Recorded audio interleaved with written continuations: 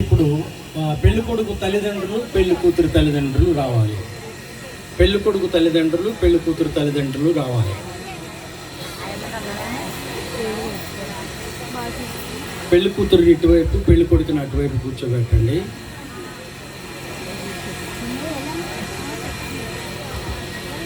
ఇక్కడ కూర్చోబెట్టండి.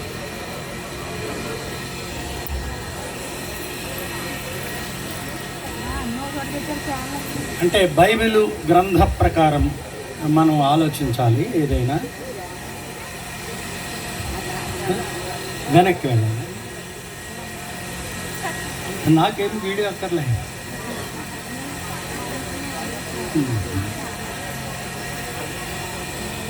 పెళ్లి కొడుకు తల్లిదండ్రులు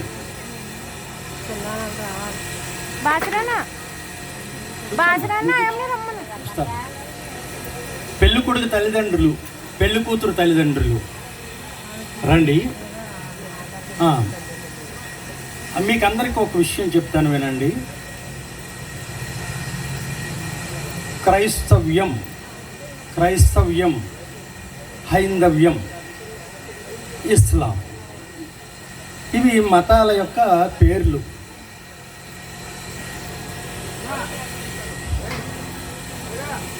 క్రైస్తవ్యం అంటే ఆ క్రైస్తవ్యాన్ని స్వీకరించినటువంటి వాళ్ళని క్రైస్తవులు అంటారు. హైందవ్యాన్ని స్వీకరించిన వాళ్ళని హైందవులు అంటారు. ఇంతకీ క్రైస్తవ్యం అంటే ఏమిటి, హైందవ్యం అంటే ఏంటి, ఇస్లాం అంటే ఏమిటి అంటే ఏమీ లేదు. మతానికి ఒక ధర్మం ఉంటుంది. ఆ ధర్మానికి చెందితే తప్ప ఎవ్వరూ అది కాదు. అది గుర్తుపెట్టుకోండి. కనుక క్రైస్తవ్యం అనేదానికి ఒక చట్టం ఉంటుంది, ఒక పద్ధతి ఉంటుంది, ఒక ధర్మం ఉంటుందన్నమాట. అందుకనే గ్రంథాన్ని ధర్మశాస్త్రము అంటారు. ధర్మాన్ని బోధిస్తుంది అంతే. దేవుడు అనే అంశంలో ఏ మతానికైనా ఒక ధర్మం బోధిస్తాడంతే దేవుడంటే. కనుక క్రైస్తవులు అనేవాళ్ళు క్రైస్తవ ధర్మానికి చెందిన వాళ్ళము అని ప్రకటించుకుంటే వాళ్ళ క్రైస్తవులు. కానీ ధర్మం ఆచరించిన వాళ్ళు క్రైస్తవులు కాదు.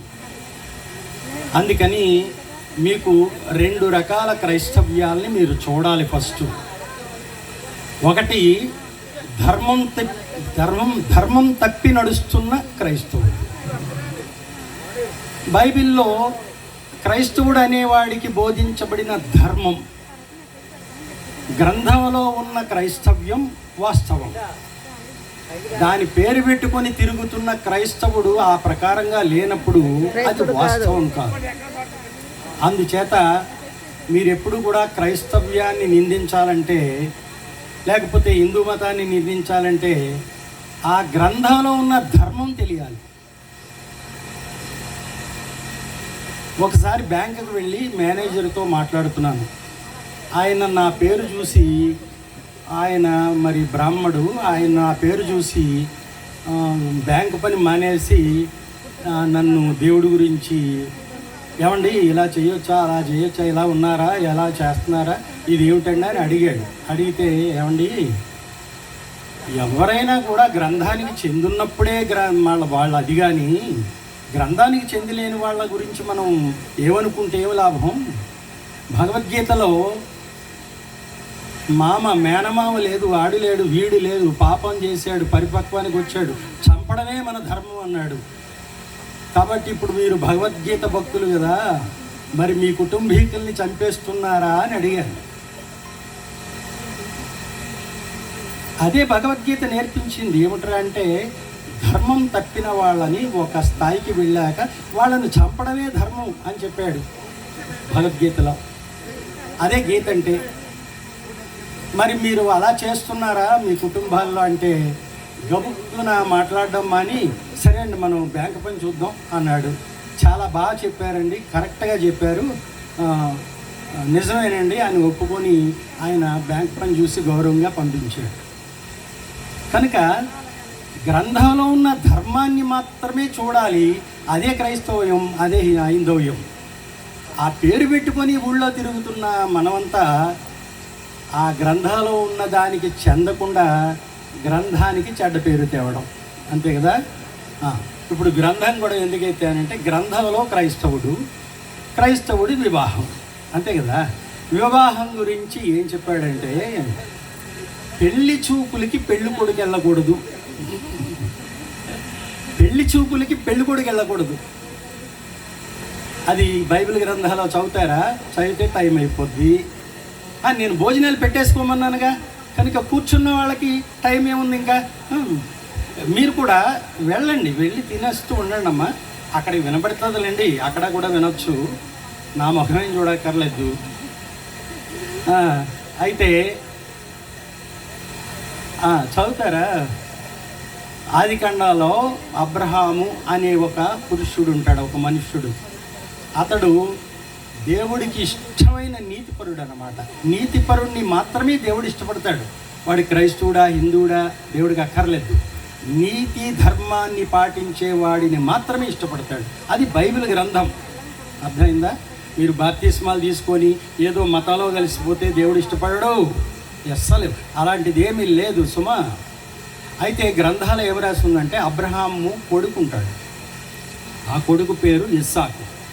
అతనికి వివాహ సమయం వచ్చినప్పుడు ఒక పని పెద్ద పెద్ద పెద్ద పని ఆయన్ని పిలుస్తాడు. ఆస్తిలు ఆయన దగ్గర చేసే పెద్ద పని ఆయన్ని పిలుస్తాడు. పిలిచి నా కొడుక్కి పలానా చోటుకు వెళ్ళి పలానా వంశంలో పిల్లని తీసుకురమ్మని చెప్తాడు. తీసుకురమ్మని చెబితే అతనేమో నేను వెళ్ళి నాకు నచ్చిన దాన్ని తెస్తే మరి ఇతనికి నచ్చలేదంటే ఏం చేయాలి అని అతను అబ్బాయిని కూడా తీసుకెళ్తాను అంటాడు. అంటే అక్కడ ఒక మాట అన్నాడు, చదవండి. ఆ దాసుడు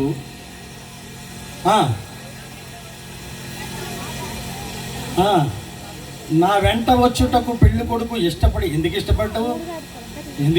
పెళ్లి చూపులు 10 జరిగితే 10 అమ్మాయిలు చూడవచ్చు. ఎందుకు ఇష్టపడ్డావు? సరే, ఇష్టపడిన ఎడల నువ్వు బయలుదేరి వచ్చిన ఆ దేశమునకు నేను నీ కుమారుణ్ణి తీసుకువెళ్ళనా అన్నాడు. అడుగగా అబ్రహాము పోకూడదు సుమి ఏంటి? సుమికి అర్థం ఏంటి? బైబిల్ చదువుతాం కానీ సుమిలు అయ్యి పట్టించుకుంటాం ఏమిటి? సుమోలో తిరుగుతాం అంటారు, అంతే కదా. కనుక ఇక్కడ అన్నాడు వెళ్ళకూడదు అంటేనే పెద్ద ఆజ్ఞ. మళ్ళీ సుమి ఏమిటి? సుమి అంటే చాలా జాగ్రత్త అని చెప్పడం. ఏ క్రైస్తవుడైనా పెళ్లి కొడుకు ముందు పిల్లని చూసుకోకుండా పెళ్లి జరుగుతుందా? క్రైస్తవులకి. అందుకని క్రైస్తవులు కాదు వీళ్ళెవరు అంటున్నాను, అర్థమైందా? బైబిల్లో ఉన్న పద్ధతి ఒకటి, మీకు కనిపించేది ఒకటి. మరి తిట్టక ఏం చేస్తారు? బాగా తిట్టండి, బుద్ధి వచ్చి మారుతారు. తిట్టిన వాళ్ళు మంచి వాళ్ళండి, తిడితే మారుతారు. కనుక వద్దు సుమి. పెళ్లి కొడుకు పిల్లని పెద్దవాళ్ళు చూసి చేసుకో అంటే చేసుకోవాలి తప్ప మన ధర్మం అది కాదు అని చెప్పాడు. ఇందులో మీ క్రైస్తవులు ఇంతమంది ఉన్నారు కదా, ఈ ధర్మాన్ని పాటించే వాళ్ళు ఎవరున్నారో చెప్పండి. పెళ్లి చూపున్నాడు దండలేసేస్తుంటే, పెళ్ళి నచ్చింది అన్నప్పుడే దండలేసేస్తున్నారు అక్కడ. ఇక పెళ్ళి ఏం చెయ్యం? ఇదిగో ఇలా ఉంటుంది, ఇద్దరు పక్కన కూర్చున్న వాళ్ళు మళ్ళీ వేరుగా కూర్చోబెట్టవలసి వస్తుంది. ఎందుకు వేరుగా కూర్చోబెట్టని తెలిసిన? పక్కన కూర్చోకూడదు, పెళ్ళి అయ్యే వరకు ఒకరిని ఒకరు తాకకూడదు. ఆ ముసుకుందా పాపకి? ముసుగు ఎందుకు వేస్తారని చక్కగా అద్దం లాంటి ముసుకేయకూడదు, దుప్పట్లాంటి ముసుకేయాలి, మొహం చూడకూడదు.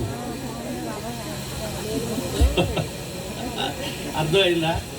కనుక మనం అన్ని భోగవతం డ్రామాలు ఆడుతున్నాం అంతే. మన బ్రతుకంతా డ్రామా బ్రతుకు అయిపోయింది. ఇది క్రైస్తవ్యం ఈ వేళ నడుస్తుంది. కనుక నిజమైన క్రైస్తవ్యాన్ని చూసి నిజమైన క్రైస్తవ్యం ఏదైనా ఉంటే, లోపం ఉంటే అప్పుడు విమర్శించాలి ఎవరైనా. అప్పుడు సత్తా ఉంటే అప్పుడు విమర్శించాలి. అది అబద్ధం ఇది అబద్ధాలు ఆడకూడదు. మనం ఈ అబద్ధ క్రైస్తవుల్ని చూసి మాత్రం ఏమనొద్దు. వాళ్ళని తిట్టండి కానీ బైబిల్ని మాత్రం ఏమనొద్దు. అలా అన్నమాట. కనుక ధర్మం తప్పి జీవిస్తున్న వాళ్ళంతా, వాళ్ళు హైందవులైనా హిందువులు కాదు, ముస్లింలైనా ముస్లింలు కాదు, క్రైస్తవులైనా ముస్లింలు. కనుక ఈ క్రైస్తవ్యం ఇలాంటిది అని చెప్తున్నా. ఎందుకంటే నా మీద ఆడిపోసుకుంటారేమో, పిల్లల్ని ఇద్దరిని కూర్చున్న వాళ్ళని దూరంగా కూర్చోబెట్టారు, గడ్డవాడు వచ్చి ఇదేం సాంప్రదాయం అంటారేమో అని. అలా కాదు. వాళ్ళిద్దరికి పెళ్లి చేసే వరకు మనం వాళ్ళకి ఒక హక్కు కల్పించే వరకు వాళ్ళు కలవకూడదు, కూర్చోకూడదు పక్కన. అర్థమైందా? అందుకని ఏదో పాఠం నేర్పడానికైనా అని దూరంగా కూర్చోబెట్టానమాట. ఇప్పుడు పెళ్లి ద్వారా వాళ్ళని ఒక దగ్గరికి చేరుస్తాం. అందుకని పెళ్లి కూతురిని పెళ్లి కొడుకుని రమ్మన్నానమ్మా. పెళ్లి కూతురు తండ్రిని తల్లిని, పెళ్లి కొడుకు తల్లిని తండ్రిని రమ్మన్నానమాట.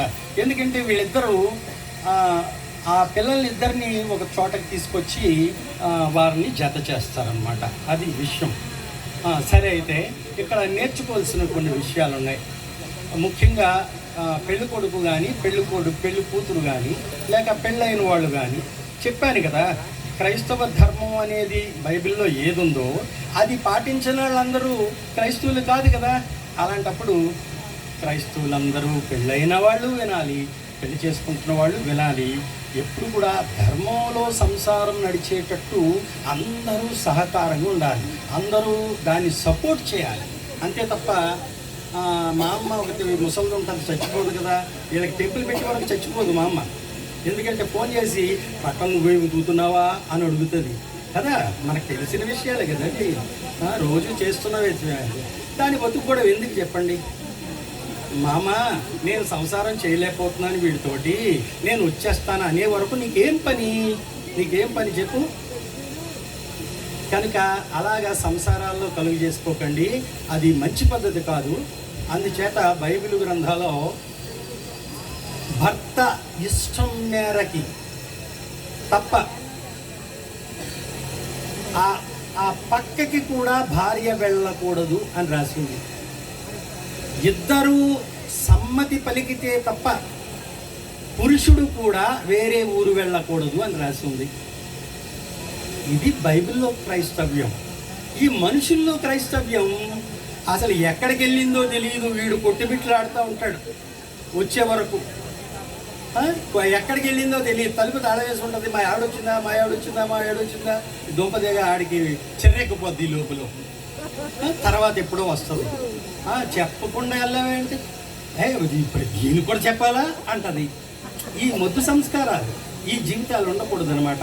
భార్యాభర్తల మధ్య మాట కూడా భేదం ఉండకూడదు అని బైబిల్ చెప్తోంది. మరి అన్ని వచనాలు మీకు చెప్పడం చదవడం వీలు పడదు కదా. అలా ఉందా బైబిల్లో? చెప్పినట్టు ఉందని ఉప్పుగా ఉంటాడు, ముందుగా పోవాలనుకోండి. ఎక్కడుందో అని ఇతన్ని భోజనం చేయనివ్వకండి, ఇతన్నే అడగండి. సరే కనుక బైబిల్ గ్రంథం ఆ విధంగా చెప్తోంది. అందుకని ఈయన సింగరు మొట్టమొదటి పరిచయం ఎక్కడంటే ఏది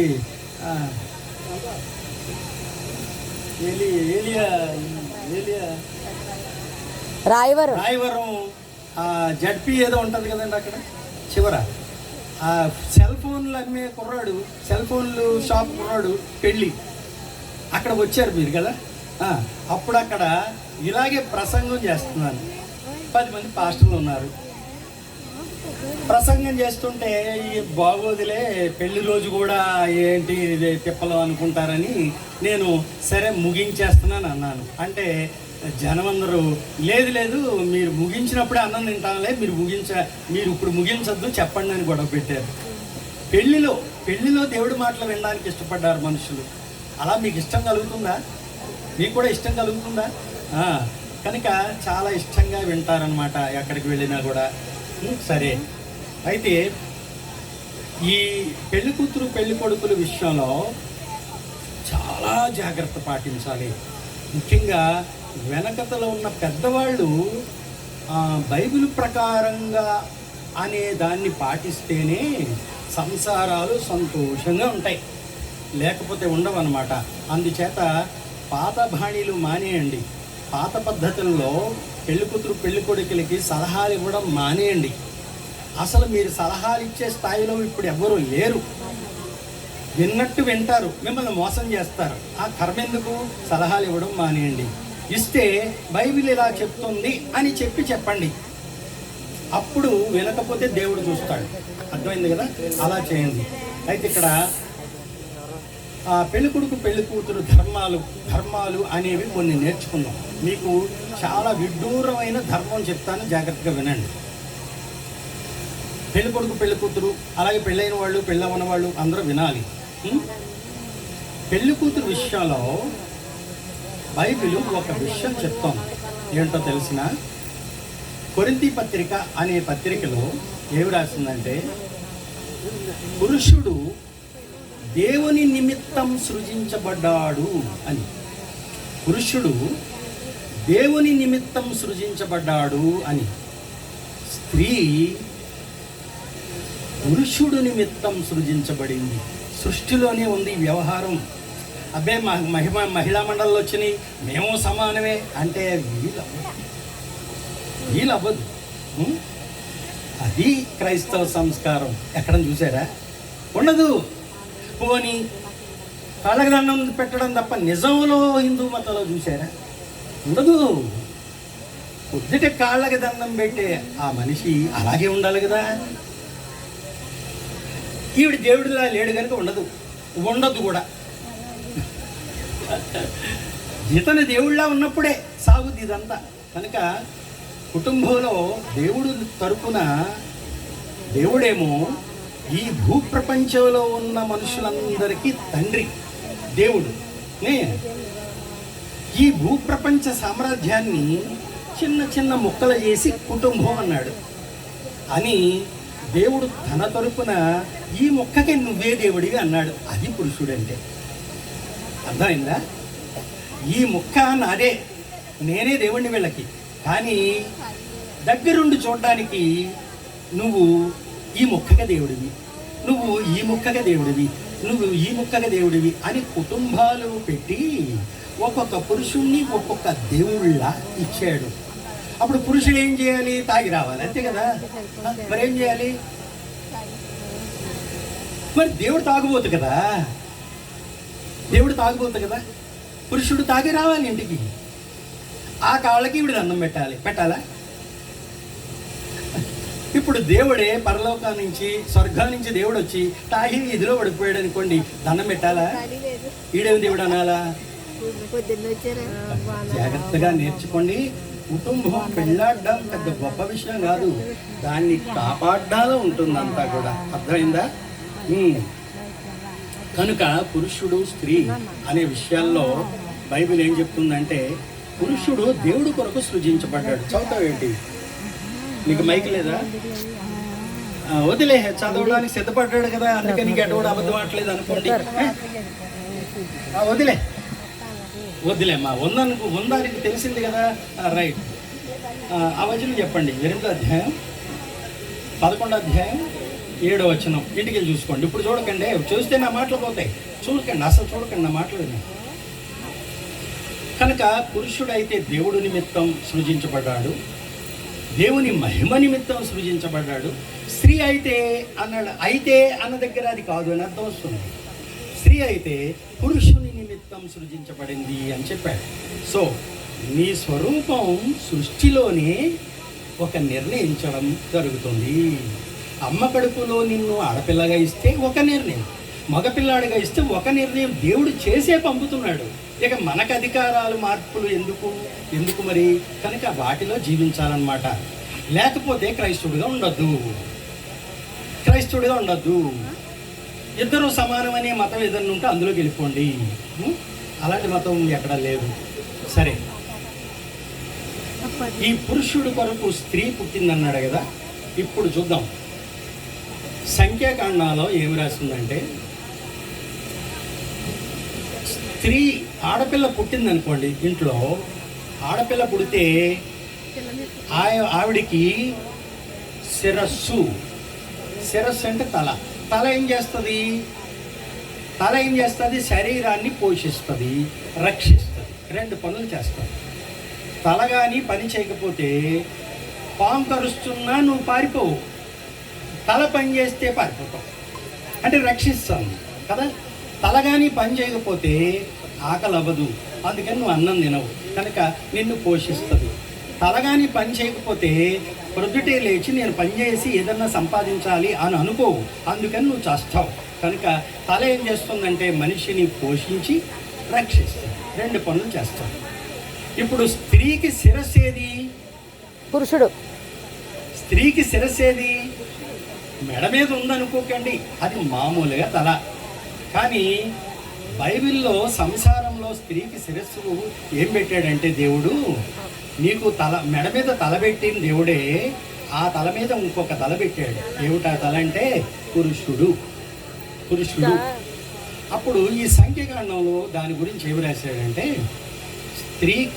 స్త్రీ ఒక ఇంట స్త్రీ పుడితే ఆమె తండ్రి యొక్క ఆధీనాలో చెప్పు చేతల్లో ఉండాలి. ఇప్పుడు ఏమవుతుందంటే, ఈ రోజుల్లో కాలేజీ నుంచి అందరూ పిక్నిక్ వెళ్తారు ఎక్కడికో అడవిలోకి. ఒరే ఆడపిల్లవు కదే నువ్వు వెళ్ళొద్దు అంటాడు నాన్న. ఇది అన్నం తింది ఇంకా సరేలే ఎంత అడిగో 10,000 పట్టుకెళ్ళు అని ఇచ్చాక కానీ అన్నం తిందు అంటే ఆ పురుషుడిని లొంగేసేద్ది అనమాట. అందుకని ఆడపిల్ల అన్నం మాని ఏడుపు మొదలెట్టిందంటే నువ్వు ఎక్కడికన్నా ఊరెళ్ళిపో, లెక్క చేయొద్దు. లెక్క చేసావా జన్మలో బ్రతకో, నువ్వు ఇంకా జన్మలో ఇక మగోడు కాలేదు. అర్థమైందా? దానికి ఉత్తినే గబుక్కున చిన్నది చిక్కు పడిపోతే ఏడుపు వచ్చేది. చూడకు, ఎవరైనా వెళ్ళిపో. అప్పుడు కానీ సంసారం చక్కబడదు. గడ్డం చూసారా తెల్లగా ఉంది? ఈ అనుభవంతో చెప్తున్నా, నేర్చుకోండి కాస్త. మగవాళ్ళందరూ ఇక్కడే దొరికిపోతారు. ఎంత మగోడైనా 10 మందిని కొడతాడు తప్ప ఎక్కడే దొరికిపోతాడు. పాపం ప్రేమ కరిగిపోతాడు. స్త్రీ మాట వినడం కాదు, అది కరిగిపోవడం. ఏం చేస్తాడు మరి? అందుచేత చాలా జాగ్రత్తగా సంసారాలు చక్కబెట్టుకోండి. దీనికి కథ ఉంది. ఏమిటంటే, నువ్వు ఇక్కడ కాదు పరలోకం వెళ్ళాలి. పరలోకం వెళ్ళాలంటే పురుషుడు స్త్రీ అనే 2 పాత్రల్ని నిర్వహించడం తప్పిపోకపోతేనే పరలోకం వెళతారు. జాగ్రత్త. అక్కడ స్త్రీ ఇంట ఒకవేళ దేవుడికి ఏదైనా మొక్కుబడి చేస్తే చెల్లించాలా మానేయచ్చా? చెల్లించకపోతే చచ్చిపోతారు కదా. పురుషుడు అయితే చచ్చిపోతాడు. పురుషుడు నేను పలానా రోజుకి నేను ఇది ఇస్తాను అని మొక్కుకున్నాడు అనుకోండి దేవుడికి, అలా చేయలేదనుకోండి పురుషుడైతే చచ్చిపోతాడు. చచ్చిపోవడం అంటే నరకం. కానీ స్త్రీ మొక్కుబడి చేసుకుంది అనుకోండి, అంటే తేడా ఎలా ఉందో, స్త్రీ ధర్మాలు ఏమిటో నేర్చుకోండి జాగ్రత్తగా. అలా మొక్కుబడి చేసుకుందనుకోండి, ఎవరికి? దేవుడికే. తండ్రికి చెప్పవలెను ఉందా అక్కడ? తండ్రికి చెప్పవలెను, నాన్న నేను ఇలా మొక్కుబడి చేసుకున్నాను, పలానా వారం నేను వెళ్ళొస్తాను, ఆలయానికి వెళ్ళి మొక్కుబడి తీర్చుకొని వస్తాను అంటే తండ్రి ఆలోచించి పిల్ల సరి అయిన నిర్ణయం చేసుకుందా లేదా అని ఆలోచించాలి. అలా ఆలోచించి ఆ ఆడపిల్ల సరైన నిర్ణయం చేసుకోలేదు అని తండ్రి బైబిల్ ప్రకారంగా చెక్ చేస్తాడు. అలా లేదు అన్నప్పుడు నువ్వు మొక్కుబడి చెల్లించకు అంటాడు. ఇప్పుడు తండ్రి మాట వినాలా, దేవుడికి భయపడాలా? తండ్రి మాట వినాలా, దేవుడికి భయపడాలా? ఆడపిల్లలారా చెప్పండి. మరి పెళ్ళికి ఎదిగారు కదా, చెప్పండి మరి. తండ్రికి దేవుడికి భయపడాలా? నాన్న మాట వీరుకొని దేవుడిని నీకు చేయనులే అని మాట మార్చాలా? దేవుడి దగ్గర మాట మార్చాలా? లేకపోతే దేవుడికి చెల్లించాలా? ఏం చేయాలి చెప్పండి? మొన్న ఆదివారానికి ఇప్పటికి తేడా వచ్చేసింది కదా. ఆ తేడా ఆయన వింటే బాగుండు. ఏ పేరు సత్యనారాయణ గారు వింటే బాగుండు. తేడా తేడా అనుకుంటారు మళ్ళీ. కనుక ఆ స్త్రీ తండ్రికి చెప్తే, తండ్రి ఎందుకు చెప్పాలి? ఎందుకు చెప్పాలి తండ్రికి? వాళ్ళ అమ్మకు మొగుడు కనుక. మొగుడు అంటే ఏమిటి? శిరస్సు. వాళ్ళ అమ్మకి శిరస్సే, వాళ్ళ అన్నకి శిరస్సే, వాళ్ళ తమ్ముడికి శిరస్సే, ఆవిడికి శిరస్సే. ఎప్పటి వరకు? పురుషుడికి పెళ్ళయ్యే వరకు శిరస్సు, స్త్రీకి కూడా పెళ్ళయ్యే వరకు శిరస్సు కదా. అప్పుడు అలా చెయ్యాలి, ధర్మం తప్పకూడదు. ఆడపిల్ల నాన్న చెబితే ఇక దేవుడికైనా తక్కువ చేయాలి తప్ప నాన్నకి తక్కువ చేయకూడదు అని చెప్పాడు. చెప్తే పెళ్ళయిన తర్వాత తన భర్త ఇంటికి వస్తే అప్పుడు శిరస్సు మారుతుందన్నమాట. అదే దానం చేయడం అంటే. ఇక నుండి నా శిరసత్వం నువ్వు కాపాడు ప్రభువు, నువ్వు కాపాడు నాయనా అని పెళ్లి కొడుకుని కాళ్ళు గడిగి దీనికి శిరస్సు అయి దీని ప్రాణాన్ని స్వర్గానికి అప్పజెప్పే వరకు నీదే బాధ్యత అంటాడనమాట. అది కాళ్ళు గడగడానికి అర్థమైందా? మీరేమనుకున్నారు? కాళ్ళు అంటే అల్లుడి దగ్గర బంగారు తక్కువ. కనుక ధర్మం అంటే నేర్పించడానికి మాట్లాడుతున్నాను మీకు. ధర్మాలు తెలుసుకోండి. అలా లేని క్రైస్తవుల్ని గాడిదలనండి, మీరు పందులనండి. క్రైస్తవులు అనద్దు సుమా, మీకు దండం పెడతాను. క్రైస్తవులు అనకండి అమ్మా, వాళ్ళని క్రైస్తవులు అనొద్దు.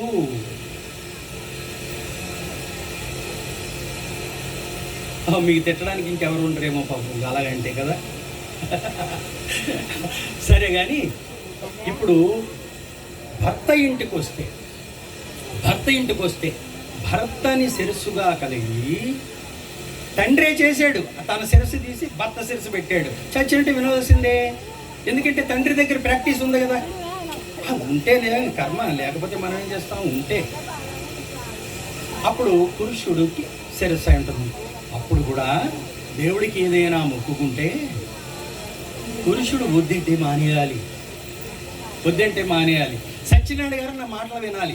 ఇది క్రైస్తవ పురుషుడికే చెందుతుంది సుమా.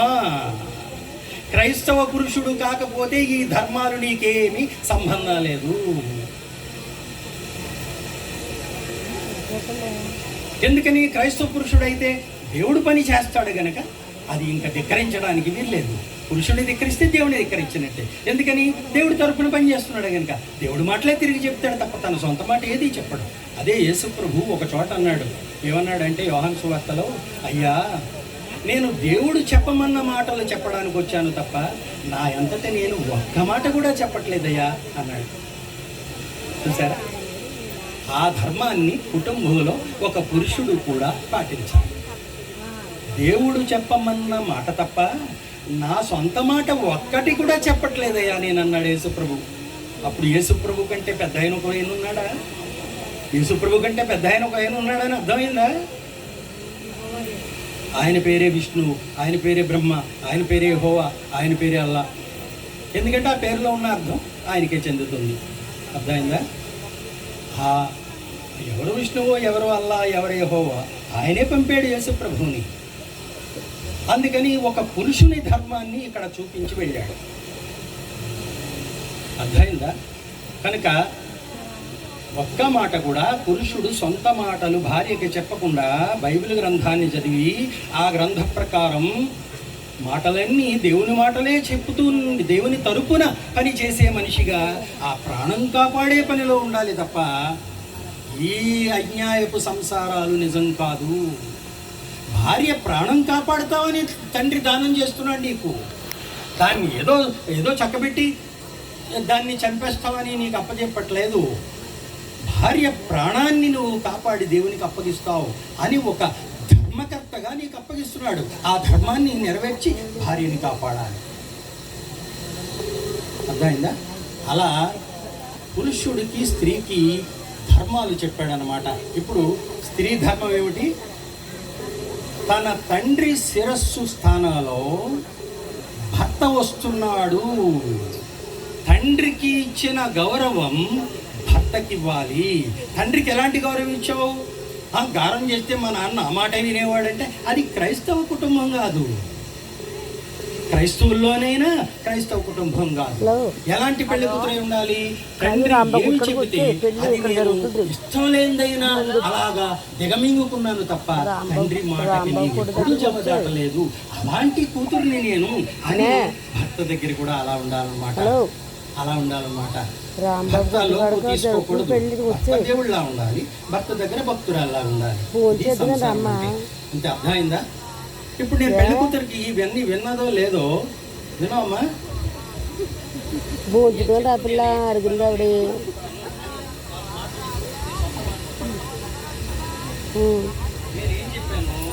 పెద్ద ఆవిడ చిన్నవిడ నీతో నెత్తగా మాట్లాడుతుంది ఆవిడ. వాళ్ళ తోటకోళ్ళ అయ్యి బాబు, వాళ్ళ తోటకోళ్ళనే ఆవిడ భాస్కర్ గారు తిరిగారమ్మా. నేను ఈ ప్రకారం నా తండ్రి చెప్పినట్టు విన్నట్టే నా భర్త మాటలు కూడా వింటాను. భాస్కర్ గారు కాదు, పెద్దావిడ తోటకోళ్ళు, పెద్ద తోటకోళ్ళు. మళ్ళీ ఓ ప్రశ్న, తండ్రి దగ్గర ఉన్నట్టే భర్త దగ్గర ఉంటారంటే అక్కడ ఎలా ఉందో మరి? గారం చేసిందో తండ్రి మాటకి ఎంత కష్టమైనా వచ్చుకొని మాట విన్నదో మరి నాకు తెలియదు కదా. అందుకని ఇప్పుడు మళ్ళీ ఏమడుగుతానంటే, దేవుడిని ప్రత్యక్షంగా దేవుణ్ణి కలిగి ఉన్నట్టు సాక్షాత్తు దేవుడికి ఇచ్చే గౌరవం చిన్నప్పుడు నాన్నకిచ్చాను, ఇప్పుడు భర్తకిస్తాను అని చెప్పాలి. మరి ఇప్పుడు అర్థమైందా? అది చెప్పు.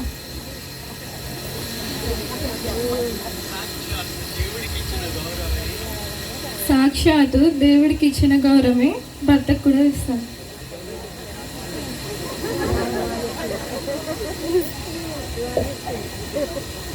ఇప్పుడు ఇదొక ప్రమాణం. నేను దేవుడులా భర్త దగ్గర ఉంటాను అని ఒక ప్రమాణం. ప్రమాణకేముందులే అని తుడి చేస్తే దేవుడు కట్టుకుంటాడు. జాగ్రత్త. నాకు చేశారా ప్రమాణం? దేవుడికి చేశారా? కనుక ఇదే స్టైల్, ఇదే పద్ధతిలో సంసారం సాగాలి. అర్థమైందా? అత్తామామలు, తల్లిదండ్రులు తెలుసుకోవాలి. ఈ పద్ధతిలో పిల్ల నడుస్తున్నప్పుడు మరి అలా ఉండక్కర్లేదు అని నువ్వేమన్నా సలహా ఇచ్చావా? నాకు కానీ కబురెట్టారా ఇంటికి వచ్చి నేను కొడతాను, చూసుకోండి అంతే. తప్పకుండా కొడతాను. నన్ను తర్వాత పోలీస్ స్టేషన్లో పెట్టినా పర్లే, నిన్ను కొట్టడం మాత్రం ఖాయం. నాకు లోబడితే కొడతాను కానీ ఎదురు తిరిగితే ఏం కొడతాను? అర్థమైందా? అది కనుక జాగ్రత్తగా ఉండండి. ఇప్పుడు పురుషుడికి చెప్పిన ధర్మాలు ఏమిటంటే చాలా ఉన్నాయి. ఏదో ఒకటి నేను చెప్పేసి నేను కథ కానిచ్చేస్తాను. ఇవన్నీ నేర్చుకోవాలి, చర్చకు వెళ్ళి నేర్చుకొని అప్పుడు పెళ్ళాడాలన్నమాట న్యాయంగా. ఎందుకని? భార్య ప్రాణం కాపాడాలంటే మరి దేంతో కాపాడతారు? గ్రంథ జ్ఞానం ఉండాలి. అందుకని పురుషుడు స్త్రీ గ్రంథ జ్ఞానం నేర్చుకున్నాకే పెళ్ళాడాలి. అర్థమైందండి? లేకపోతే అక్కడ తేడాలు వస్తాయన్నమాట. సరే, ఇప్పుడైనా నేర్చుకోండి. గ్రంథ జ్ఞానంలో పురుషుడికి ఏం చెప్తుంది బైబిల్ గ్రంథం అంటే, ఎఫెసీ పత్రిక 5వ అధ్యాయం ఏం చెప్తుందంటే పురుషుడు గురించి, పురుషుడు యేసు ప్రభువులా ప్రవర్తించాలి అని చెప్తాం. యేసు ప్రభువు ఎలా ప్రవర్తించాడు? ఆయనకి ఏమైనా భార్య ఉంటే కదా. యేసు ప్రభువుకి భార్య ఉంది. ఎవరంటే మగ ఆడ అందరూ యేసు ప్రభు మాటల్లో ఎవరు జీవిస్తారో మగ ఆడ అందరూ కలిసి యేసు ప్రభుకి భార్య. ఆ భార్య గురించి యేసు ప్రభు ఏం చేశాడంటే 2 పనులు చేశాడు. ఏంటో చెప్తారా? ఆ ఎఫెసీ పత్రికలో యేసు ప్రభు చేసిన 2 పనులు ఏమిటి తన భార్య కొరకు? ఆ 2 ఈ 2 4 సంఘమును ప్రేమించి అది కళంకమైన ముడతాయి. లేకపోతే మీరు చెప్పిన 2 కొరకు ఇంకో 2 ఏం చేశాడో సార్? నమస్తే సార్, ఎవరైనా చెప్తారా? యేసు ఒకవేళ క్రైస్తవుడైతే ఆ పెళ్లి కొడుకు అలాగే ఉండాలి కాదండి. అలా లేడనుకోండి, మళ్ళీ చేంజ్ చేస్తాను సార్ మధ్యాహ్నం నుంచి. ఇక తిరిగిలేదు. మరి ఇందాక చెప్పాను కదా, అలా చేస్తాం ఉంటుంది అనమాట. భర్త దేవుళ్ళ ప్రవర్తించాలి. అలా మాదిరిలో యేసు ప్రభువు సంఘం అనేటువంటి సమాజం అనే భార్య కొరకు ఆయన 2 పనులు చేశాడు. ఏమిటి అక్కడ రాసి ఉన్నాయి? పోషించి సంరక్షించాడు. ఆ వరవడిలో ఆ పోషించి సంరక్షించే పనిలో ఇంకొక 2 పనులు చేశాడు. ఏమిటవి? చెప్పు. అవి ప్రధానం. ఏమిటవి? బంగా 30 చేశానమ్మా కనమ. ఏమిటవి? నా శార్థం ఏమిటి చేశాడు? 2 అలాగే 2 చేస్తాను. ఇదో నా దగ్గర ఉన్న క్రైస్తవులు కాక బయట నుంచి వచ్చిన క్రైస్తవులు ఎవరైనా చెబితే మీకు 500 నోటు బహుమతి. వెంటనే అంటే నేనేం చేశానంటే ఇక్కడ ఆ మాత్రం పెళ్లి మాటలు కూడా తెలియకుండా పెళ్ళాడిన గతి ఇల్లది అని చెప్పడానికి అనమాట. అందుకు నేను ప్రకటించాను. కనుక అక్కడ ఏమి రాస్తుందంటే, దేవుడు చెప్పిన ధర్మం, వాక్యం అంటే పాటించవలసిన ధర్మం కదా. దేవుడు చెప్పిన ధర్మాన్ని నీళ్లుగా చేసి ఆమెని పరిశుద్ధురాలుగా స్నానమాడిస్తూనే ఉంటానన్నాడు. నా మాట స్నానం చేయిస్తా. నువ్వు ఎన్ని సబ్బులతో ఎన్ని షాంపూలతో స్నానం చేసినా నీ బతుక్కి స్నానం లేని మురుక్కంపే. మరి ఎలా? భర్త స్నానం చేయించాలి. ఎలా? దేవుని మాటలు, నీకిచ్చిన చట్టం, నీకిచ్చిన ధర్మం ఏదైతే ఉందో ఆ ధర్మం అనే నీళ్లతో నిన్ను పరిశుద్ధ స్నానం చేయించాలి. అదట యేసు ప్రభు చేస్తున్న పని. ఇప్పుడు పురుషుడు ఏం చేయాలి మరి? పురుషుడు కూడా అని రాశాడు అక్కడ కదా. పురుషుడు కూడా అలా చేయాలని రాశాడు. ఇంకొక పని చేశాడట. ఇంకా 2వ పని ఏమిటంటే, ఆ భార్య కొరకు ఆ చట్టబెట్టడంలో తన రక్తాన్ని దారులుగా కార్చి ఆమెను శుద్ధీకరించాడట. భర్త తన ప్రాణాన్ని కూడా పణంగా పెట్టి భార్యని దేవుని మాటల్లో కాపాడే పని చేయాలి. అది సంసారం అంటే, అది పురుష ధర్మం అంటే. అర్థమైందా? అలా పురుషుడు చేయాలి. ఇక ఈ 2 మాటల కంటే ఇంకేం మాటలు ఉంటాయో చెప్పడానికి? ఈ 2 అంత పెద్దగా ఉన్నాయి. దేవుడులా నువ్వు, భక్తురాల్లా ఆవిడ ఉండాలంటే ఇక సరిపోయింది కదా. ఇప్పుడు పెళ్లి కొడుకును అడుగుతాను. నేను చెప్పిన మాటల్ని ఆధారం చేసుకొని ఒక 1/2 డజన్ మాటల్లో చెప్పాలి. ఎందుకంటే మాస్టర్ కదా.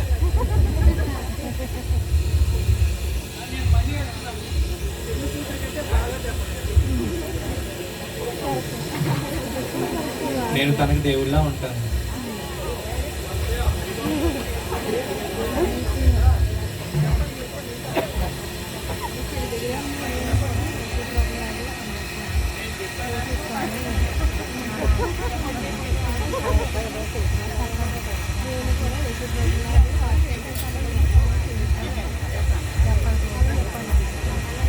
తనని ఇబ్బంది పెట్టకుండా బాగా చూసుకుంటాను. ఎప్పుడు నేను చెప్పానా ఈ అమ్మాయి తెలివైందండి, ఈ అబ్బాయి బోల్తా పడిపోతాడని? ఈ మగపిల్లలకి ఆడపిల్లలకి ఆ తేడా ఉంటుంది. చాలా జాగ్రత్తగా ఉండాలి. అయితే ఇప్పుడు ఈ పెళ్లి చేయకుండా నేను ఇంటికి వెళ్ళిపోతున్నాను. ఎందుకంటే అబ్బాయి బాగా చూసుకుంటాను అన్నాడు. ఇది అందరి మొగుళ్ళు అనే మాటే కదా. కనుక ఇది సరిపోదన్నమాట. నేనేం చెప్పాను? 2 పనులు చేయాలన్నాను. ఏమిటది? దేవుని ధర్మం, దేవుడు చెప్పిన ధర్మాన్ని భార్య పాటించి పరలోకం వెళ్ళేటట్టుగా ఆమెని స్నానం చేయించాలి. దేవుని వాక్యం అనే నీళ్లతో స్నానం చేయించే శక్తి ఉండాలి క్రైస్తవ కుటుంబంలో పురుషుడికి. స్నానం అంటే ఏమిటి? మురికి వదిలించడమే కదా. దేవుని వాక్యంతో ఆ మనస్సుని కడుగుతుండాలన్నమాట, మనస్సుని సిద్ధపరుస్తుండాలన్నమాట. అది దేవుడు చేసే పని, యేసు ప్రభు చేసే పని అది. ఇంకోటి ఏం చేయాలి? రక్తధారల్లో ప్రాణం దారబోసి తన భార్య కొరకు రక్తం దారబోసినట్లుగా భార్యని కాపాడే పనిలో ఒకవేళ ప్రాణం పోయే వరకు కూడా చెయ్యవలసి వస్తే చెయ్యాలి అని 2 ముక్కలు చెప్పాను. ఇంకో 2 ముక్కలు ఇందులోవే 2 ముక్కలు విడదీస్తే పోషించి సంరక్షించాలి అవి చెప్పాడు. నేను బాగా చూసుకుంటానంటే పోషిస్తానని, మంచి బట్టలు కొంటానని, అడిగిందల్లా కొనేసి నేను దరిద్రం అనుభవిస్తానని ఇది చెప్పేశాడు, బాగానే ఉంది. కానీ ఈ ముక్కలు ఏం చేశాడని 2 ముక్కలు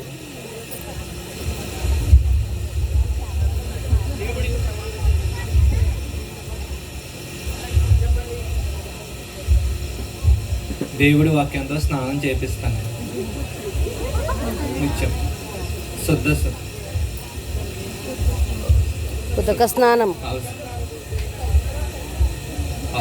అవసరమైతే నా రక్తం దానిపోసైనా నేను సిద్ధం చేస్తాను, శుద్ధంగా కాపాడుతాను. మాంగళ్యం తంతునా నేన మమ జీవన హేతునా. అలా ఉంది ఇప్పుడు ఈ అబ్బాయి చెప్పింది. అక్కడ ఏమంటాడంటే పంతులు గారు, మమ జీవన హేతున అంటే నా జీవాన్ని, మమ జీవన హేతున, నా జీవనాన్ని హేతువుగా చేసుకొని నువ్వు సౌభాగ్యవతివై 100 సంవత్సరాలు బ్రతుకు అంటాడు. ఎవరు? పంతులుగా. ఇప్పుడు ఎవరు కూడా వెళ్ళిపోవాలి? వాడు ఎవరిని నమ్మాలి ఇప్పుడు? ఈ మంత్రాలు ఆయనకి రావు. అలా ఉంది ఇప్పుడు ఈయన చెప్పింది. ఏమిటంటే నేను చెబుతుంటే ఎలా చెప్పండి సుమా? కనుక ఇక నుంచి జాగ్రత్త పడండి. మీరు బైబిల్ బాగా చదివి ఎప్పుడు బైబిల్ ప్రకారంగా నా భార్యని కాపాడుకోవాలి అనే ఒక సిద్ధాంతాన్ని పెట్టుకోండి మనసులో. నీకు భార్యని సంసారం కొరకు ఇస్తున్నారు, పిల్లల కారణం కొరకు ఇస్తున్నారు, అది ఒక సత్యం. కానీ అది ఒక ధర్మంలో చేయాలి, ఒక ధర్మకర్తవై చేయాలి, అది దేవుడి స్థానంలో ఉండి చేయాలి. అది మాత్రం నేర్చుకోండి. ఇది వివాహం అంటే. అర్థమైంది కదా? ఇప్పుడు ఇంత ధర్మాన్ని పాటించే పద్ధతిలో వాళ్ళిద్దరూ నడుస్తూ ఉంటే వాళ్ళకి మళ్ళీ గ్రంథంతో సహాయం చేయాలా, తెంపులు పెట్టాలా?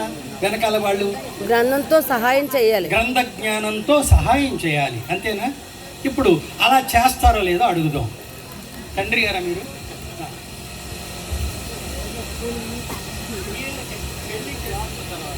పెళ్ళైన తర్వాత ఇంకా మీకు ఆ పిల్ల మీద అధికారం ఉందా? మీరు శిరస్సు ఆ పిల్లకి కదా? ఇంకో మైక్ ఇవ్వండి. ఆ పిల్లకి మీరు శిరస్సు కనుక ఆ పిల్ల మీద సర్వ హక్కులు మీకే ఉన్నాయి కదా. శిరస్సు అంటే సర్వ హక్కులని, సర్వ హక్కులని.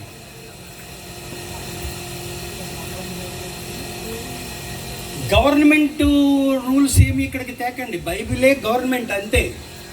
బైబిల్కి విరుద్ధంగా గవర్నమెంట్ చెప్పినా వినాలని లేదు. అర్థమైందా? కనుక ఈయన శిరస్సు, సర్వ హక్కులు ఆయనకు ఉన్నాయి కదా. ఇప్పుడు పెళ్లి చేస్తే నా శిరసత్వాన్ని నేను పూర్తిగా వదిలేసి, అంటే సర్వ హక్కులు నేను విడిచిపెట్టి, అల్లుడు ఆ శిరసత్వాన్ని కాపాడుతూ, ఆ శిరసత్వాన్ని మెయింటైన్ చేస్తూ పిల్లని కాపాడు అని అల్లుడికి ఇస్తాడనమాట. అల్లుడికి ఇస్తాడు. ఇప్పుడు ఇక్కడ ఏం చెప్పాలి ఈయన? ఈ పెళ్ళి అనంతరం ఈ పిల్ల మీద నేను సర్వ హక్కులు విడిచిపెట్టుకుంటున్నాను, నా సర్వ హక్కులని నా అల్లుడికి దారబోస్తున్నాను అని చెప్పాలి. చెప్పి జీవితంలో కల్పించుకోకూడదు. అర్థమైందా? చెప్పండి. పెళ్ళి తర్వాత నుండి నా అల్లుడికి దానం చేస్తాను. నా శిరసత్వాన్ని, నా సర్వ హక్కుల్ని నా కూతురు పైన ఆయనకి నేను దారేస్తున్నాను. చేస్తారా జీవితంలో? లేకపోతే ముగ్గురు ఇంటికి వెళ్ళిపోండి. ఇంకో పిల్ల రెడీగా ఉంది. ఏమండి శ్యామ్ గారు నన్ను చేయకపోయారా అంటుంది. నేను చేస్తా, మీరు ముగ్గురు ఇంటికి వెళ్ళిపోవచ్చు. మీ ఆవిడకి ఇవ్వండి. నువ్వు కూడా చేస్తావమ్మా? చేస్తావా? కట్టుబడి ఉంటావా? ఈ పెద్ద ఆవిడకి ఏమండి, ఎవరు ఈవిడ? ఇవ్వండి, ఆవిడ కూడా కట్టుబడి ఉంటుందా? పిల్లకి ఫోన్ చేసి అస్తమానం చెప్పి తింటాడు.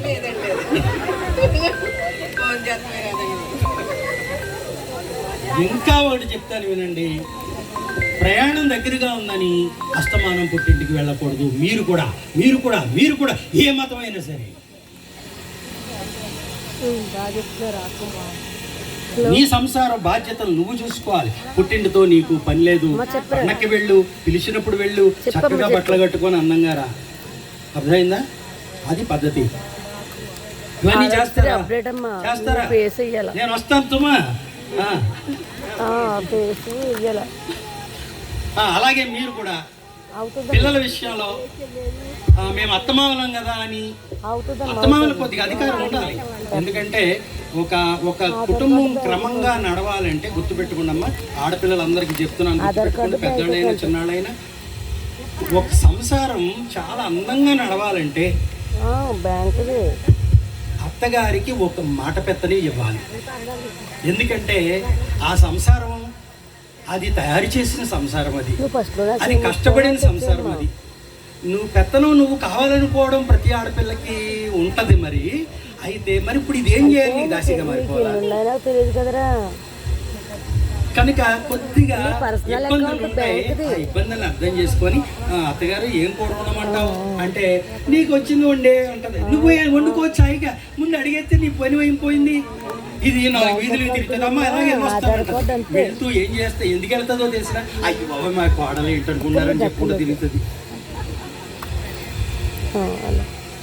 ఏది మంగ మీ ఆవిడెవరో పెద్ద ఆవిడ కోళ్ళు, మా కోళ్ళు అయ్యి బాబోయ్ అని చెప్పుకుంటున్నారు. మా ఇంటికి వచ్చి కూడా చెప్పారు, మా ఇంటికి వచ్చి కూడా చెప్పారు అయ్యి బాబోయ్ మా కోళ్ళు. అలా అనమాట, ఏమీ లేదు, చిన్న మాట అలా అంటే సరిపోతూ ఉంటుంది. కాస్త జాగ్రత్తగా చక్కగా ఆ అత్తగారికి ఒక మాట పెత్తనం ఇచ్చి అలాగ అడుగుతూ ఉంటే, నన్ను ఎందుకు అడుగుతావే నువ్వు చేసే అంటూ ఉంటుంది. అడగకపోతేనేమో అంటుంది, అడిగితేనేమో నువ్వే చేసే.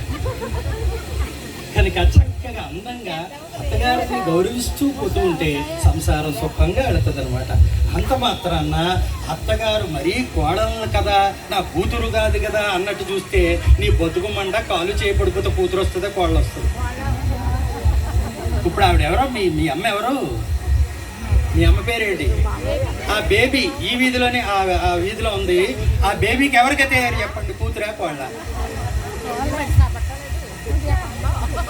వాళ్ళే అంటారు, సిగ్గు ఉంది ఈ కూతురికి. ఎవరి సంసారం వాళ్ళకి సరిపోదమ్మా. అందుకని నీ ఇంటి కోడలు రేపొద్దుట నిన్ను బంగారంలాగా నిన్ను చక్కబెట్టాలి, నీ ఆరోగ్యం చూడాలి, నిన్ను ప్రేమగా చూసుకోవాలంటే ఆ కోడలే గతిక. అందుకని కూతురు కంటే కోడలకి మీరు ప్రేమ ఇచ్చి మీరు ఆ కోడలు మిమ్మల్ని గౌరవించేలా చేసుకోవాలి. అర్థమైందా? ఈ ధర్మాలు కొద్దిగా పాటించండి. యథో గొడవలన్నీ నేను అని నేర్పించారు మనకు పూర్వీకులు. ఆ దరిద్రమే పాటిస్తారు ఎందుకు? వాళ్ళకి ఏమీ చదువు ఉందా, జ్ఞానం ఉందా? దరిద్రం ఏముంది? వాళ్ళు అలాగే మూర్ఖులు. ఆ మూర్ఖత్వాన్ని పాటిస్తారు ఎందుకు? కనుక జాగ్రత్తగా ఉండండి. ఇది అనమాట. ఇప్పుడు ఇలా చేస్తారా వీళ్ళిద్దరు? మీరు చెప్పినట్టు చేస్తాను. ఇక్కడ పిల్లకు ఒక అదృష్టం ఏంటంటే ఇలా కూతురు లేదండి. కనుక కూతురు గారం కోడల గారం కూడా బాగా జరుగుతుంది అనమాట. సరే,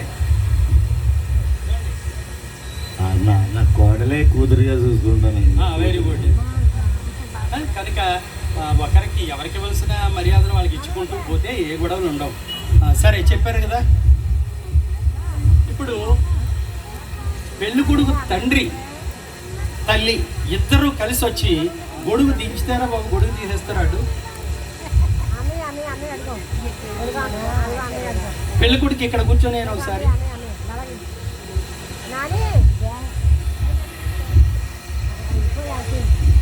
వదిలే ఉంచండి. పెళ్లి కొడుకుని మార్చేసానుగా, అక్కర్లేదు ఉంచండి. ఇప్పుడు పెళ్లి కూతురు తల్లి తండ్రి ఏం చేయాలంటే పెళ్లి కొడుకు దగ్గరకు వచ్చి, బాబు నా శిరస్సు ధర్మాన్ని దేవుళ్ళ దేవుని మాటలతో నా కూతుర్ని పెంచి పోషించి రక్షించే పని చేయగలవా అని అడుగుతాడు అనమాట. అడుగుతాడు. తండ్రి తల్లి వచ్చి అడుగుతాడు. ఇంకా మీకు పెళ్లి చూపులు జరగలే, మాటలు జరుగుతున్నాయి అంతే. ఇప్పుడు అనుకోండి, మాటలు జరుగుతున్నాయి అంతే. అంటే పెళ్ళికి ఎలా ప్రవర్తించాలని మీకు నేర్పించడానికి అంతే. వెళ్ళిపోవడం, దాని దగ్గర డబ్బు ఎంత ఉందో చూడడం, పెళ్లి కుదుర్చుకోవడం, ఈ మానేయండి. ఇలా ప్రవర్తించండి. పెళ్లి కూతురు తండ్రి తల్లి వెళ్ళి ఈ కుర్రోడు గురించి విన్నారు, ఎక్కడో ఎవరో చెప్పారు, మంచోడని తెలిసింది. ఇప్పుడు మీరు ఆ కుర్రోడిని మా అమ్మాయిని చేసుకోమని బతులాడడానికి వెళ్తారు. వెళ్ళి మా అమ్మాయిని నాకులాగా శిరసత్వాన్ని కలిగి నువ్వు దేవుడు మాటలు చెప్పి మా అమ్మాయిని పోషించగలవా అని అడగండి. వెళ్ళి అడగండి.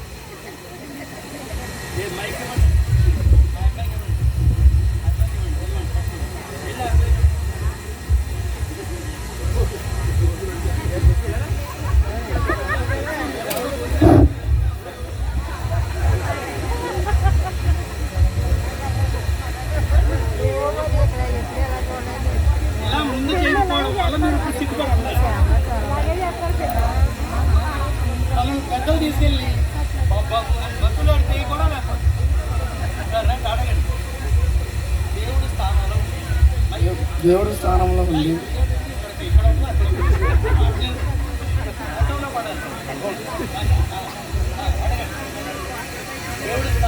దేవుడి స్థానంలో ఉంది. దేవుడి స్థానంలో ఉంది. నా కూతురిని నా శిరసత్వం కలిగి దేవుని మాటలతో చాలా జాగ్రత్తగా పోషించగలవా? పోషిస్తానండి. దేవుడి మాటలతో తప్ప ఈ లోకం మాటలతో నేను ఏది చేయకుండా దేవుడి మాటలతోనే అన్నీ నేర్పిస్తాను, సంరక్షిస్తాను.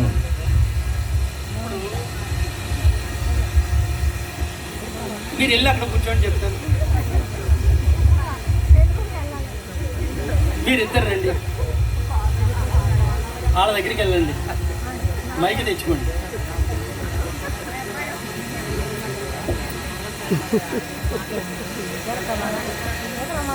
మీ అమ్మాయి వద్దండి, మేము మార్చేసుకున్నాం మనసు అని చెప్పండి.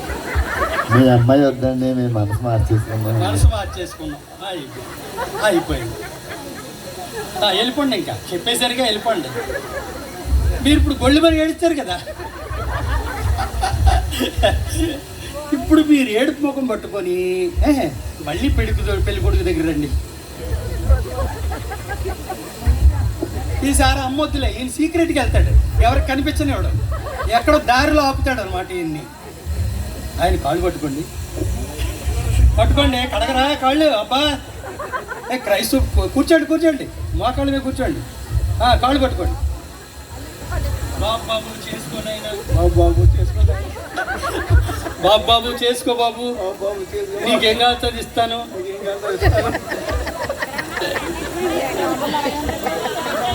ఇప్పుడు ఈ అబ్బాయి మా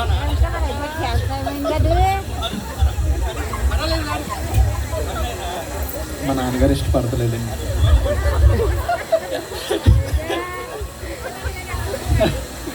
అయ్యి బాబోయ్, నా కూతుర్ని బండి బెంగపడి చచ్చిపోతుంది, నువ్వు చేసుకొని అంటే ఎలాగా అని అడగండి.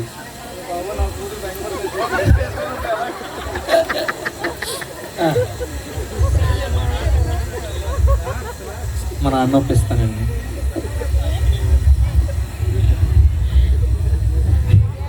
కనుక ఈ విధంగా పెళ్లి కూతురిని పెళ్లి కొడుకు ఇచ్చేటప్పుడు ఇంత జాగ్రత్తగా ఉండాలన్నమాట. ఇంత జాగ్రత్తగా ఉండాలి. ఎలా పోషిస్తావు, ఏం పెడతావు, ఏ చీరలు కొంటావు అని అడిగాడా? దేవుని వాక్యంతో పోషించు చాలు, జంజి పెట్టినా పర్లేదు అని ఇచ్చాడు అనమాట పిల్లని. అర్థమైందా? అది సంస్కారం, అదే ముఖ్యంగా కావాలి. అర్థమైంది కదా? ఈసారి పెళ్లి కొడుకు తల్లి తండ్రి వెళ్తారనమాట. లేవండి, వెళ్ళండి. మీరు కూడా నిలబడండి. ఇద్దరు కౌగిలించేసుకోండి గట్టిగా. ఏదో పొరపాటు అయిపోయింది, ఇక మీ కూతుర్ని తప్పకుండా చేసుకుంటాం అని చెప్పండి.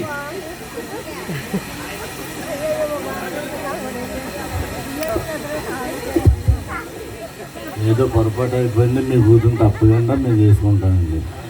వచ్చేయండి, వెళ్ళిపోండి.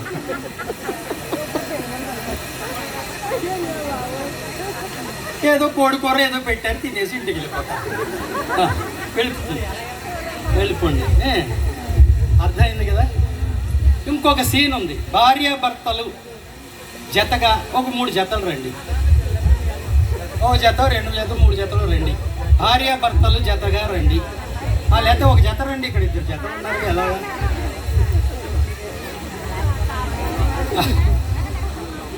భార్యాభర్తలు సరే. ఇక్కడ వీళ్ళనే పెడితే ఏం బాగుంటుంది? మీరు క్రైస్తవ కుటుంబంలో, మంచి కుటుంబంలో భార్యాభర్తలు ఇద్దరు రండి. మొగుడు పెళ్ళికే రాలేదండి, అలా ఎలా వస్తావు అంటారా? మరి ఏదో చేయండి, మరి రండి ఇద్దరు భార్యాభర్తలు. మీరు 2 ఉన్నారా? రైట్. ఇంకొక 2 రండి, ఎవరో ఒకళ్ళు.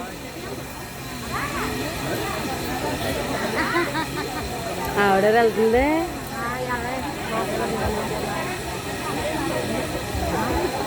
నేను ముందే చెప్పాను, ఆడపిల్లకున్న ఆ ధైర్యం మగపిల్ల. దమ్మా వచ్చారు కదా, వెరీ గుడ్. ఇప్పుడు ఒక వాక్యం ఏం చెప్తుందంటే బైబిల్లో, దేవుడు యేసు ప్రభువుకి శిరస్సు. యేసు ప్రభువు మంగ సంఘానికి శిరస్సు, పురుషుడికి శిరస్సు. పురుషుడు భార్యకి శిరస్సు, స్త్రీకి శిరస్సు. ఇప్పుడు ఈ నలుగురిని ఇలా బేరిస్తే ఎలా ఉంటుందో చూద్దాం. ఇలా రెండమ్మా, ఇక్కడ నిలబడండి.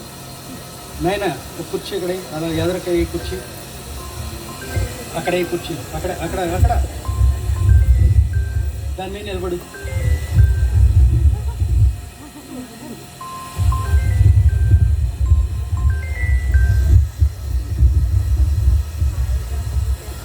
ఇప్పుడు ఈయనకి శిరస్సు, ఈయనకి శిరస్సు.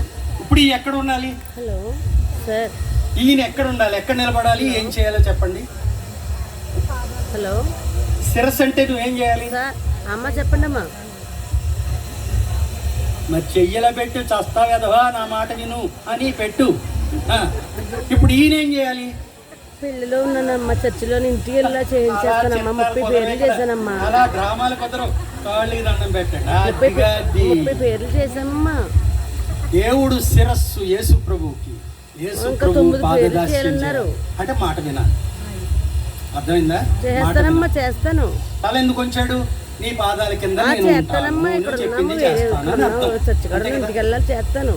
ఇప్పుడు యేసు ప్రభు ఎవరికి శిరస్సు? ఇప్పుడు ఎక్కడ ఉండాలి పురుషుడు? పురుషుడు ఎక్కడ? పురుషుడు మీరేనా? ఎక్కడ ఉండాలి మీరు? మీరు ప్రభు నమ్ముకున్నారా? వెరీ గుడ్, కూర్చో. అలా ఆయన పాదాలకు పట్టుకో, ఆయన పాదాలు పట్టుకో, బాగా ఉంగిపో. ఆయన ఉంగిపోయాడు కదా, కొద్దిగా నిలబడండి. మీరు ఎత్తుగా, కొద్దిగా ఎత్తులో ఉండండి. అంటే 2 కుర్చీలు మార్చాలన్నమాట. ఆయన ఎత్తు ఇంకా పెంచాలి, ఈయన ఎత్తు పెంచాలి. సరే, ఇప్పుడు దీనికి అర్థం ఏమిటి?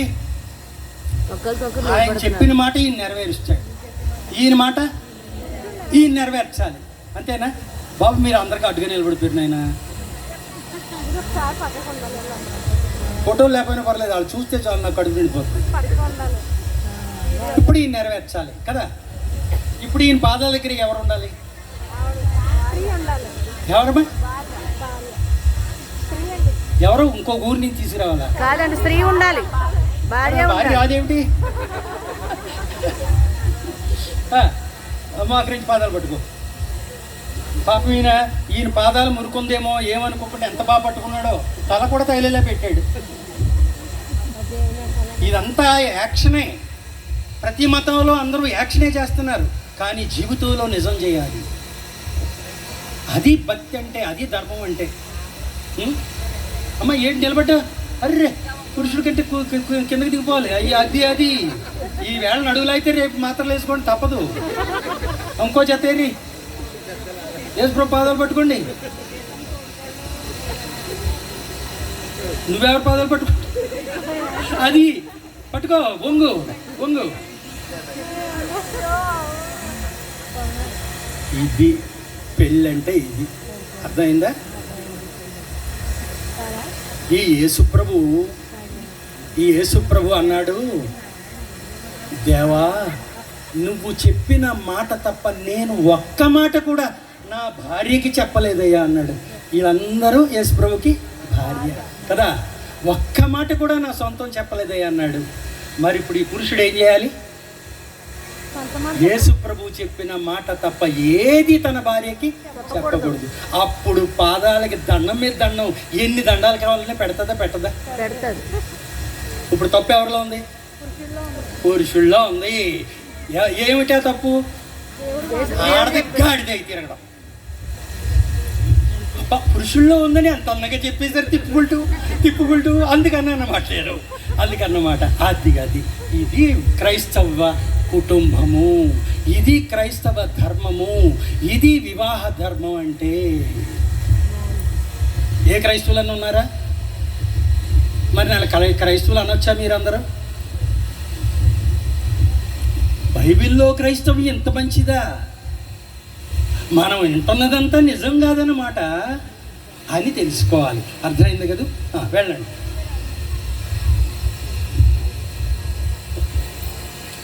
ఇప్పుడు ఎందుకు పెళ్లి కూతురు పెళ్లి కొడుకు చూసారో లేదు? ఇది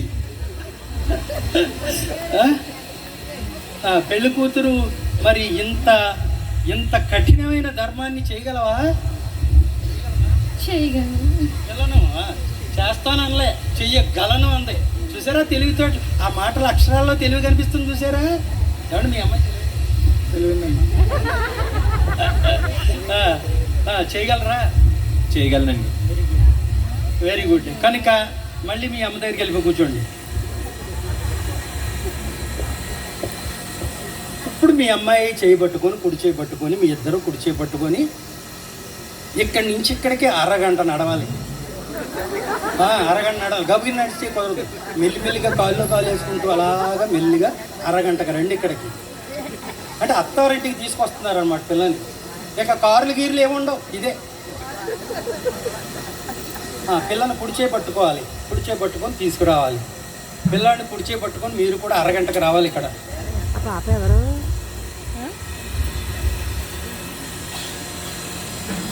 అప్పుడు పిల్లని ఒప్పందాలన్నీ అయినాయిగా. పిల్లని దేవుని వాక్యంతో పెంచుతానన్నాడుగా. ఇంకింతకంటే నాకు నా కూతురు మూడు ఇంకా ఏ దేశం వెళ్ళినా దొరకడం అన్న సంబరంతో ఇప్పుడు పిల్లని తీసుకొని వీళ్ళు వస్తున్నారు, పిల్లాన్ని తీసుకొని వాళ్ళు వస్తున్నారు. అందుకు ఇద్దరిని వేరువేరుగా కూర్చోమన్నాను. నా తప్పేమైనా కనిపించిందా? బాగుందా? అందరికీ నచ్చిందే విడదీస్తేనా? అదిగా పెళ్లిలో తప్పట్ల ప్రసంగానికి అదే చెప్పాను నేను. మీ ఊరు దగ్గరలోనే పెళ్లి ప్రసంగానికి కూడా ఇంకా చెప్పండి అన్నారు. అది దేవుడు నాకు ఇచ్చిన ఆశీర్వాదం. అర్థమైంది కదా? ఎవరి మొహంలో ఎంత కలకల్లాడిపోతున్నాయి ముఖాలు. అన్నం తినరా ఈ వేళకి? రండి, చక్కగా నడుచుకుంటుంది. కుర్రాడు కుడి చేయి పట్టుకోవాలి, పిల్లాడు కుడి చేయి పట్టుకోవాలి. ఆ సెంటర్ రండి, మీరు కూడా రండి. సెంటర్లో ఆగండి. నువ్వు అక్కడ ఆగమ్మా, నువ్వు ఇక్కడ ఆగు. అలా ఆగు. నువ్వు నడవరా, నువ్వు దగ్గర రా. నువ్వు అటువైపు వెళ్ళిపో, ఆవిడ ఇటువైపు రా.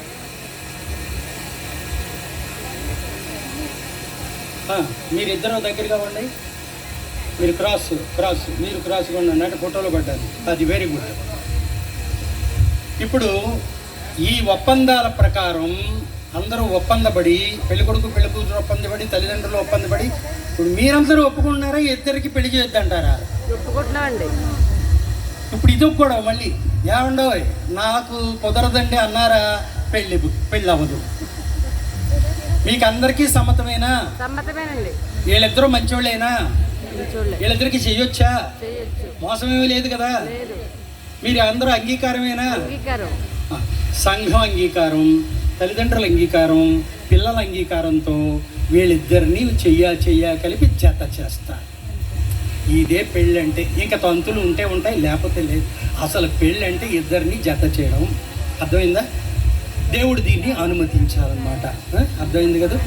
పరలోకమందున్న తండ్రి, దేవా, మహోన్నతుడా, ఏకైక దేవుడైన తండ్రి, ఇదిగో వీరందరూ నీ ధర్మానికి కట్టుబడి నీ ధర్మకర్తలై నీ ధర్మాన్ని నెరవేర్చడానికి సిద్ధపడి పెళ్లి చేసుకుంటా ఉన్నారు తండ్రి.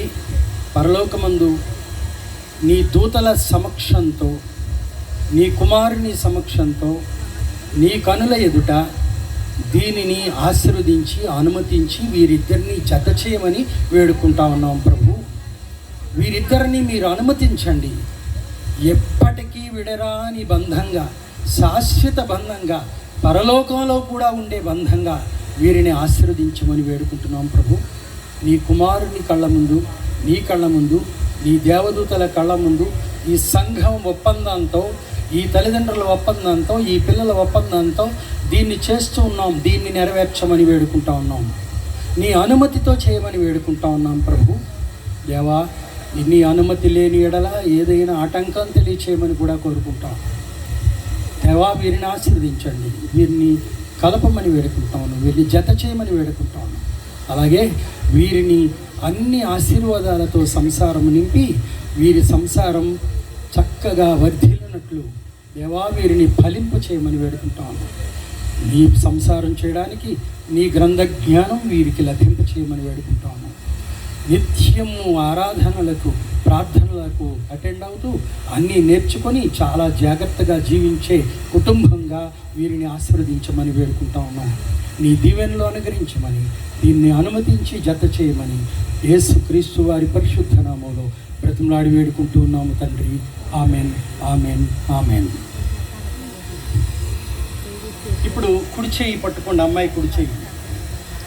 అలా మీరు పట్టుకుంటే అబ్బాయి ఎక్కడ పట్టుకుంటాడు? అవతల పక్క పట్టుకోండి, తిరిగి పైన పట్టుకోండి. పైన ఇలా పట్టుకోండి, ఇలా ఇలా ఇలా పట్టుకోండి, ఇద్దరు పట్టుకోండి. అలా పట్టుకోండి, మీరు కూడా అలా పట్టుకోండి. అలా పట్టుకొని దగ్గర జరగండి.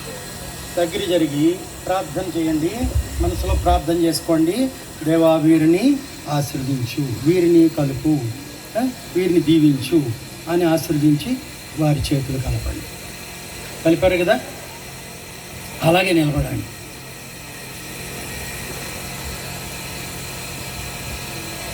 ఇప్పుడు అందరూ చూడండి. ఇప్పుడు వచ్చిన ఇబ్బంది ఏమిటంటే, ఇంతకాలం పెంచిన పిల్లని వేరే కొత్త ఇంటికి ఇచ్చేస్తాం చాలా బాధకరమైన విషయం అన్నమాట. కొత్తలోకి వెళ్ళి ఇమడ్డం కూడా పిల్లకి చాలా కష్టమే. అది వచ్చుకోవడమే సంసారం నిలబెట్టుకోవడం అంటే. కనుక ఇప్పుడు ఈ అమ్మాయిని మీరు ఏం చెప్తున్నారు? ఇప్పుడు నేను సర్వ హక్కులు విరమించుకొని నీకు అప్పగించాను, విరమించుకొని నీకు అప్పగించాను.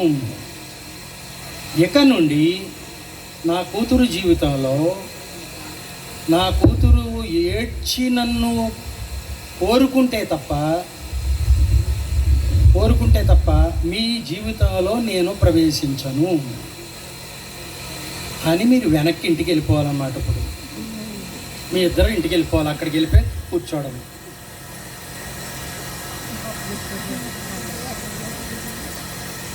మీరు కూడా వచ్చేయచ్చు.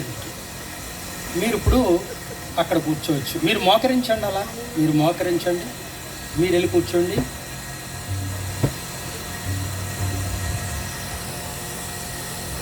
ఏమైనా పాస్టర్ గారులు ఉంటే రావచ్చు. ఎవరైనా సేవకులు పాస్టర్ గారులు ఉంటే ఆశీర్వదించడానికి రావచ్చు.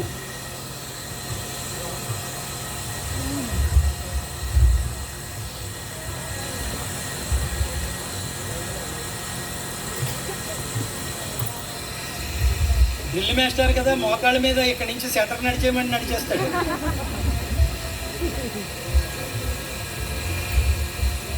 అమ్మా, నువ్వు కూడా నిలబడు. పరలోకమందున్న తండ్రి, దేవా, వీరిని ఆశీర్వదించిన ఆయన, ఈ కలిపిన ఈ బంధాన్ని ఎవ్వరూ విడదీయకుండా, ఎప్పటికీ ఎడబాటు లేకుండా శాశ్వత బంధం అనుగ్రహించమని ఏ కష్టం వచ్చినా, ఏ ఇబ్బంది వచ్చినా నీ గ్రంథం తెరిచి ఆ ధర్మాలకి లోబడి సరి చేసుకొని ఇద్దరూ ఎప్పుడు కలిసిమెలిసి ఉండేలాంటి జ్ఞానము, బుద్ధి అన్నీ అనుగ్రహించమని వేడుకుంటా ఉన్నాం ప్రభు. వీరిద్దరిని ఆశీర్వదించి వీరిద్దరిని బలపరచమని వేడుకుంటా ఉన్నాం. యేసుక్రీస్తు వారి నామములో వేడుకుంటున్నాము తండ్రి. Amen, amen, amen. మీరు లేచి కూర్చోండి, ఇద్దరు ఒక సీట్లో కూర్చోండి. ఎక్కడికి మనం ఎంత ఉన్నా ఇక్కడికి ముగించేస్తే సరిపోతుంది కాబట్టి ముగించేస్తున్నాను నేను. నా పని నేను ముగిస్తున్నాను. కూర్చోండి, ఇద్దరు దగ్గరకు కూర్చోండి. ఇక నుండి వీరు భార్యాభర్తలు. మీరందరూ మాకు ఒప్పందమే అన్నారు కనుక ఎప్పటికీ వీరి మధ్య కలుగు చేసుకోవడానికి వీల్లేదు. వారు భార్యాభర్తలుగా చచ్చే వరకు బ్రతికేటట్టు చూడాలి తప్ప వారి జీవితంలో ఎవరు కలుగు చేసుకునే హక్కు లేదు. ఇది నన్ను కొడతారా? ఏమండి పాట పాడతారా? పాడండి, ఒక్క చరణం పాడండి చాలు.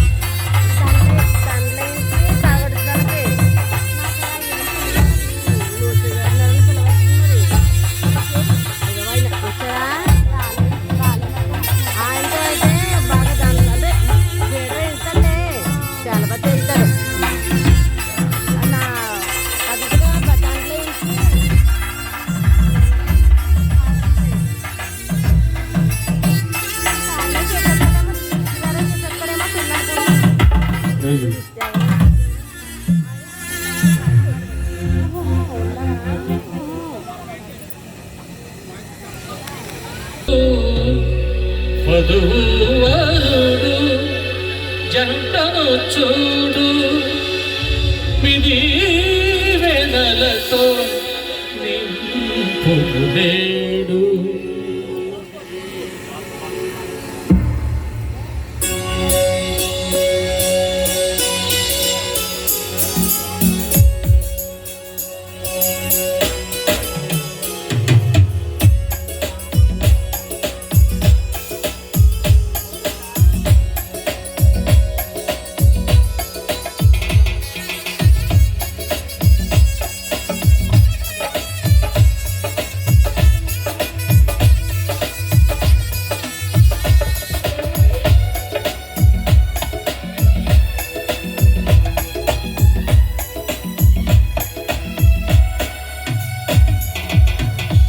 శుభదినమున నవదంపతులను దీవించగదేవ శుభప్రదమున రావ. ఈ శుభదినమున నవదంపతులను దీవించగదేవ శుభప్రదమున రావ. వధువు వరుడు జంటను చూడు, వధువు వరుడు జంటను చూడు, మిది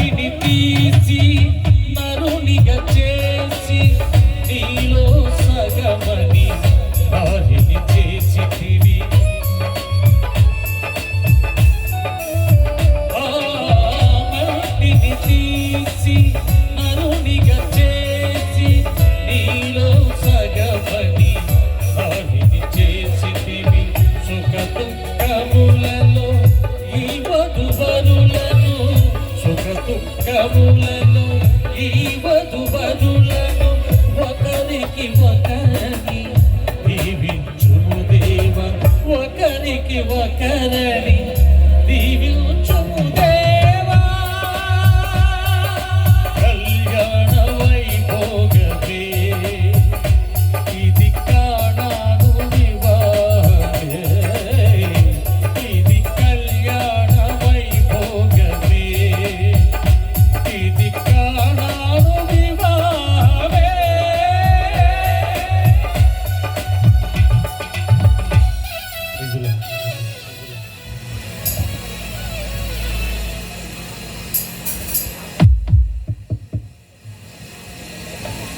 చక్కని మాటలతో, దేవుని మాటలతో వివాహాన్ని ఘనంగా జరిపించిన దైవ సేవకులు ఆచార్య సాధించారు. దైవ తెలియజేస్తున్నాం.